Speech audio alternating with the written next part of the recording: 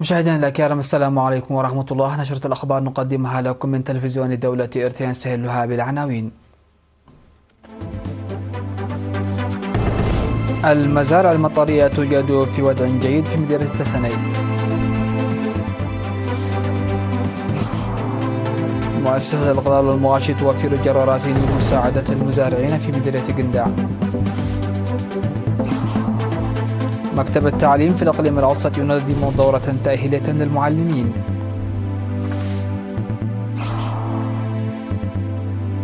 بوتين يحذر من تغير نطاق وطبيعة الصراع مع الغرب.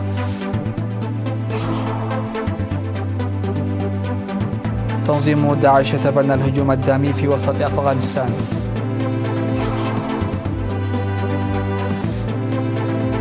واليابان تنشر مقاتلات بعد رصدها طائرات روسية تحلق حول البلاد. أهلا بكم إلى تفاصيل النشرة. أفاد خبير تنمية النباتات في مديرية تسني السيد عند مريم أملسون بأن المزارع المطرية بلغت مرحلة مبشرة، وأوضح بأنه قد تم زراعة 16915 هكتار بالغلال المختلفة، حيث تم زراعة مساحة 885 هكتار من قبل الحكومة في منطقة فانكوم، و16000 هكتار المتبقية من قبل المزارعين الناشطين في المشاريع الزراعية المؤقتة للمواطنين، وأن أوضاعها توجد في وضع جيد حيث بلغت إلى مرحلة الإثمار.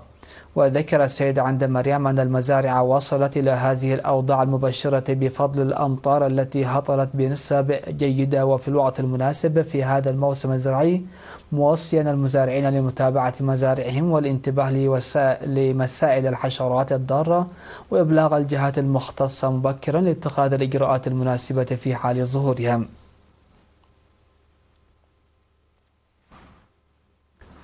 أفادت وكالة الأنباء الإرترية إرينا أن مؤسسة الغلال والمواشي توفر جرارات زراعية بأسعار رمزية لتساعد المزارعين في ضواحي شباح ومتكل أبيت وكذا منطقة عشومة لحرث 2300 هكتار من المزارع بإجرة 150 نأفة للساعة.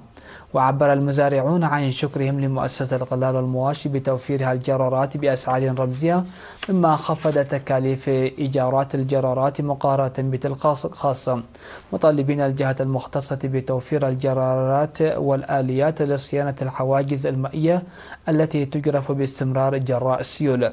وأشارت التقارير إلى أن المساحة القابلة للزراعة في ضواحي شباح ومتكل أبيت وعدشومة تصل إلى 2000 هكتار، وقد تم زراعة 2300 هكتار منها فقط بالبقوليات والفواكه المختلفة والخضروات.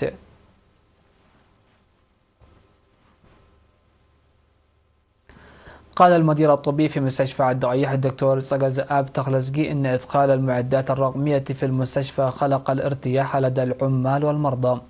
وأوضح تحسن الخدمات الصحية في المستشفى لارتفاع عدد الكادر الصحي والمعدات الحديثة، ويحصل المرضى على الخدمات المتكاملة حاليا بعد أن كانوا يتوجهون إلى أسمر والمستشفيات الأخرى سابقا. وذكر حدوث تطور مشهود في خدمات العلاج الطبيعي والموجات فوق الصوتية والأشعة السينية وكيمياء الدم. وأفاد مسؤول الإدارة والمالية في المستشفى السيد كبرام شمانقوس أن الاستثمار الجاري في القدرات البشرية والمعدات الطبية هدفها تقديم خدمات جيدة للمواطنين. وأشار مسؤول قسم الأشعة السينية السيد كسة قبر هيوت أن تركيب المعدات الحديثة ساعد في تقديم خدمات سريعة وجيدة.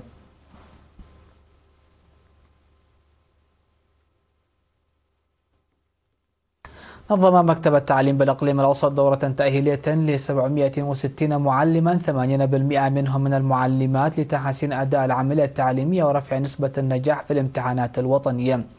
ركزت الدورة التي أقيمت بمدارس البحر الأحمر وبركة ودندن الثانوية بالعاصمة أسمر لمدة 10 أيام في تدريس مادة الرياضيات.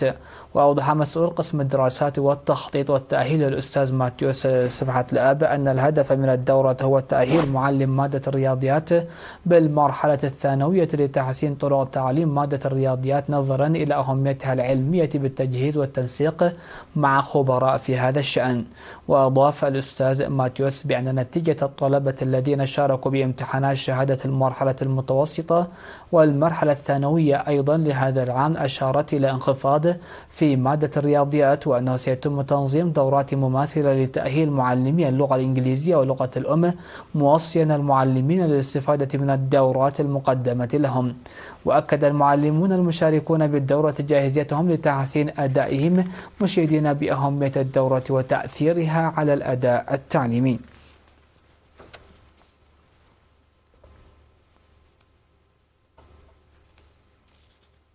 تبرع أعضاء القيادة الغربية في قوات الدفاع وعمال المؤسسات الحكومية في مدينة بارنتو ب 145 كيس دم. وقد تبرع بالدم أعضاء قوات الدفاع والشرطة وعمال مؤسسة إرتيل. وقال رئيس جمعية المتبرعين الطوعيين بالدم في إقليم القاشبركة سيد قبر مسكال إمبايم، قال إن أفراد قوات الدفاع والعمال يقومون بالتبرع ب70 إلى 80 كيس دم كل 10 أيام بانتظام. وأعرب المتبرعون بالدم عن ارتياحهم للمساهمة في إنقاذ الأرواح.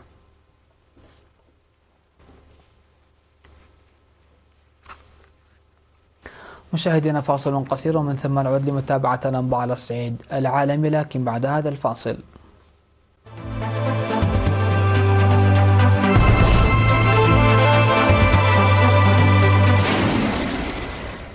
أهلا بكم إلى تفاصيل النشرة العالمية. قال الرئيس الروسي فلاديمير بوتين إن الغرب سيكون قد دخل في قتال مباشر مع روسيا إن سمح لأوكرانيا بضرب الأراضي الروسية بصواريخ بعيدة المدى غربية الصنع، وهي خطوة قال إنها ستغير طبيعة ونطاق النزاع.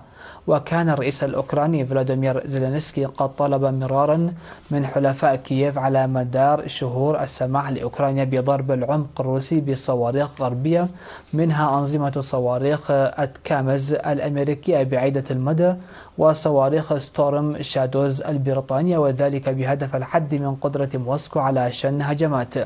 وفي واحدة من أشد تعليقاته حدة في هذا الشأن حتى الآن، قال بوتين إن مثل هذه الخطوة ستجر البلدان التي تمد كييف بصواريخ بعيدة المدى مباشرة إلى الحرب، خاصة وأن بيانات تحديد الأهداف عبر الأقمار الصناعية والبرمجة الفعلية لمسارات تحليق الصواريخ لا بد أن يقوم بها عسكريون من حلف الشمال الأطلسي، في ضوء افتقار كييف للقدرات اللازمة لتنفيذ ذلك بمفردها.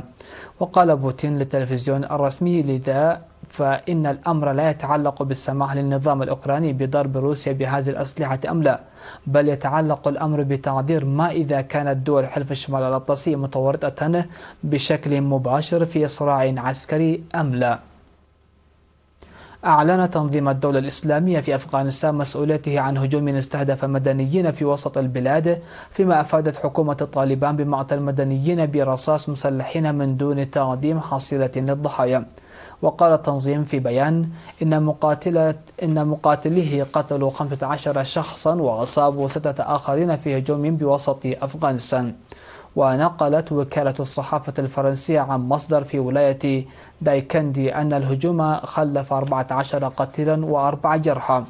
أما قناة تولو نيوز الأفغانية فذكرت أن الهجوم استهدف الهزارة، ثالث أكبر مجموعة عرقية في أفغانستان، في منطقة كاريودال على حدود ولايتي دايكندي وغور.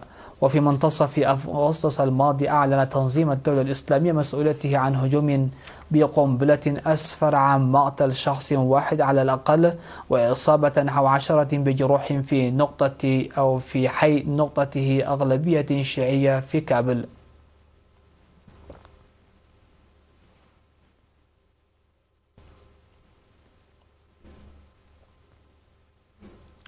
أعلنت اليابان أنها أمرت بنشر طائرات مقاتلة بشكل عاجل بعد رصدها تحليقا لطائرتين روسيتين حول الأرخبيل للمرة الأولى منذ 5 سنوات.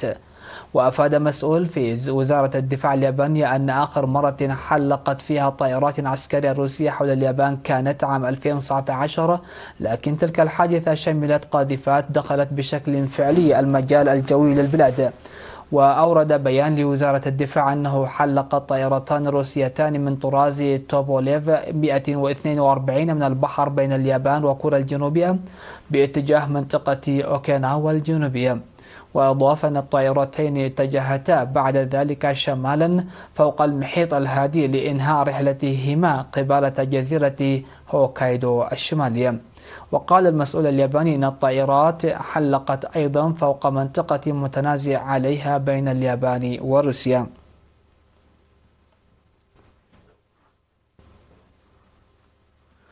في الخبر الأخير في هذه النشرة، قال حاكم ولاية بورنو بشمال شرق نيجيريا أن الفيضانات التي اجتاحت ولاية بورنو بشمال شرق نيجيريا أثرت على ما يصل إلى 1,000,000 شخص، فيما سارعت السلطات لإنقاذ السكان ووضعهم في ملاجئ مؤقتة.